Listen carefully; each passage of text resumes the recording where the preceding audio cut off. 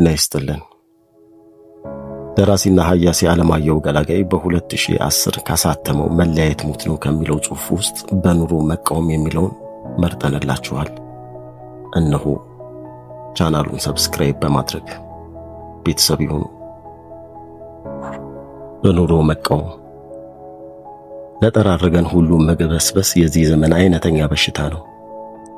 የተገደድንበትን ነገር የምንተገብረው እስካልተገደድንበት ድረስ አፈግፍገን ነው። እጃችሁን ስጡ ስንባል እግራችንን ጨምረን እናስረክባለን። አደባባይ አትውጡ ከተባልን ካልጋችን ላለመውረድ እንወስናለን። የፍርሃት ኔትወርክ ዘርግተናል።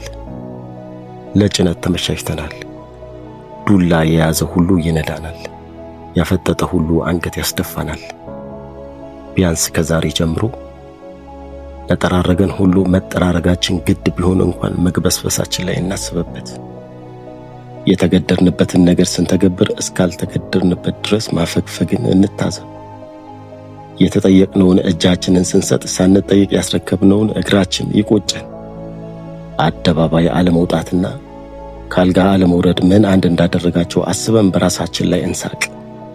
ጊዜ ለሰጠው ዱላ ያዥ ብቻ ስንነሳ ለአስመሳይ ባለስልጣን አንገታችንን እንድፋ። ቢያንስ ከዛሬ ጀምሮ አደባባይ ባይሆንልን ቤታችንን ነፃ እናውጣ። እኔና ቤቴ ግን በኢትዮጵያ አንድነት እናምናለን ብለን እንጻፍ። ጽፈን ግድግዳችን ላይ እንለጥፍ። በአደባባይ ያጣነውን ነፃነት በቤታችን ውስጥ እንቀዳጅ። የተዋረደውን ባንዲራችን በቤታችን ከፍ ከፍ እናድርግ። የተሻረውን ካርታ ሳሎናችን ውስጥ እንሹ። ኤርትራና ኢትዮጵያን እንቀላቅል። የቤኒ አሚሩ ጉቡል ፖስተር አሁን የት ነው ያለው? እንፈልገው። ከሐረር ፖስተር አጠገብ የአስመራ ፖስተር አልነበረምን? የጣል ነው። ለምን መግበስበስ? ይህ አይደለም ከጥንቱ ሀገራችን ሲያበሩን ስለምን ሀገራችን ከልባችን እናባረራለን? መከፋፈሉ ከጠላ ነው ክልል ማለት አፋችን ውስጥ ማንከተተው። ኦሮሚያ፣ ቤንሻንጉል፣ አፋር ክልል አርጎ ቤታችን ምን አስገባው? ቢያንስ ከዛሬ ጀምሮ እንኳን መንግስት ሰይጣን ፈጣሪም ቢሆን በቤታችን፣ በልባችን፣ በመንፈሳችን፣ በነፍሳችን ለማዘዝ ፍቃዳችንን ይሻል። ደጃፋችንን ሲቆረቁር ካልከፈትን፣ ወደ ውስጥ እንዲዘልቅ ካልጋበዝን የመኖሪያ ልዕልና አይደፈርም። እዚያ ያልተገበርነው ነፃነት፣ እዚህ ያላስጠበቅነው መብት የት? በጎዳና የማይታሰበውን ሰላማዊ ሰልፍ ከሳሎን እስከ መኝታ ቤት እናካሂድ። ለገዢዎቻችን የፈራነውን ለልጆቻችንና ለትዳር አጋሮቻችን እንፈክር። ቤታችንንና ልጆቻችን የመጪው ዘመን እውነታ ማህደር ይሆናሉ። ቢያንስ እነሱ ገዢዎቹ የሚጠላላ ማህበረሰብ ለመፍጠር ሌት ተቀን ይለፋሉ። እኛ የሚዋደደውን ማህበረሰብ ለማቆየት ቢያንስ በቤታችን ምን አደረግን? ራሳችንን እንጠይቅ። ሲለያዩን ያለ መለያየት ዕቁብ ጠጣን። ሲነጣጥሉን ያለ መነጣጠል ዕድር መሰረትን። ጠላት ሲያደርጉን በጋብቻ ተዛመድን። ሲያቃቅሩን የአንድነት ጽዋ ማህበር አቋቋምን። ወይንስ አይን አባት ከብሔራችን አጨን? የጡት አባታችንን ከቀያችን ሙጥኛለን። ጉዲፈቻ ከወንዛችን ፈለግን። ከጎሳችን አጨን።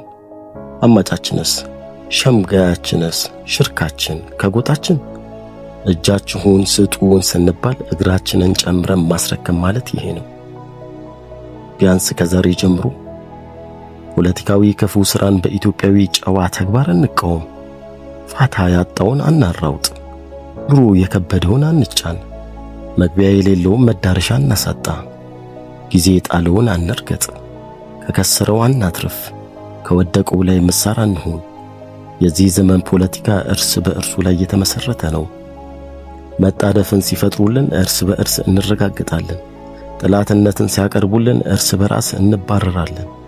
እጥረት ሲያመጡልን እርስ በእርስ እንነጣጥቃለን። ጥርጣሬ ሲዘሩብን ጠላትነትን እናበቅላለን። ጃስ ሲሉን እንነካከሳለን። ሲያጋጥሙን እንቦቃቀሳለን። ቢያንስ ከዛሬ ጀምሮ ቤታችን፣ ልባችን፣ መንፈሳችንና ነፍሳችን ከዚህ ይስዳ። ነጋዴ ነህ? አላግባብ አታትርፍ። አከፋፋይ ነህ? ተፈጥሯዊ ያልሆነ እጥረት አንፍጠር። መምህር ነን?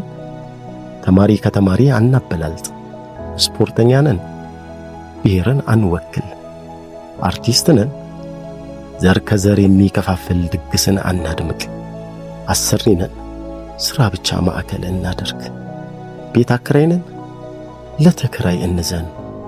ኮንትራክተር ነን፣ ጥራትን አንቆነጣጥቅ። ጋዜጠኛ ለሕዝብ ብቻ አንቁ። የሕግ ባለሙያ ነን፣ ፖለቲካን አንቀላቅል። የምክር ቤት አባል ነን፣ በእንቅልፍ ልባችን እጃችንን አናውጣ። ዛሬ እውነታ ተገልብጧል።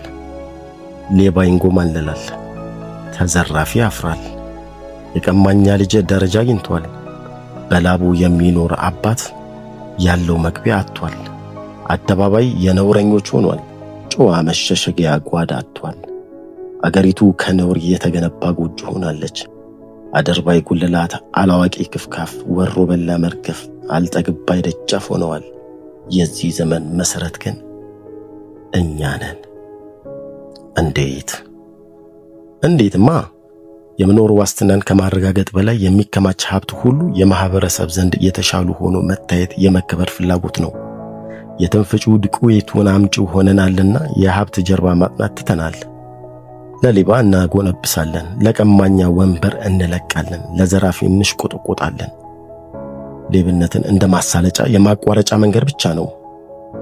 ቢያንስ ከዛሬ ጀምሮ ሌባም ማቆላመጥ ይቅር። ዓይናችን ይብላው፣ ሚስቱ ፊት ይሸማቀቅ፣ ልጁ ፊት ይሳቀቅ። አማደጅ አይድረስ፣ ከሰው ጋር አይቁረስ። ቤታችን፣ ልባችን፣ መንፈሳችን፣ ነፍሳችን ብሎም አገራችን የሚጸዳው እንዲያ ነው። ያልተገባን በአደባባይ ባይቻል በኑሮ በመቃወም